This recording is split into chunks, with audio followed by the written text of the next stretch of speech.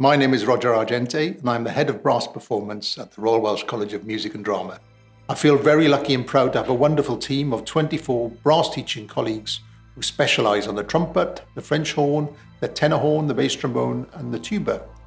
The teaching staff are drawn mainly from Cardiff's two professional orchestras, the BBC National Orchestra of Wales and Welsh National Opera, for which there are popular and competitive placement schemes available for our brass students at both BMAS and MMAS levels.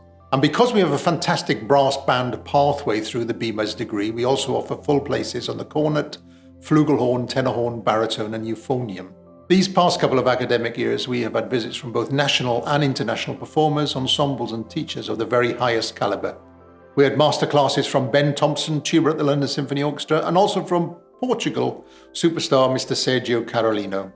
I'm very proud of the relationship we have with Corey Band, the #1 brass band in the world, no less. We regularly see them visit us for their once-a-term thrilling concert, plus other rehearsals. We are not here to solely train and prepare the next generation of orchestral musicians, or military musicians, or peripatetic brass teachers, or classroom music teachers, or musical theatre musicians.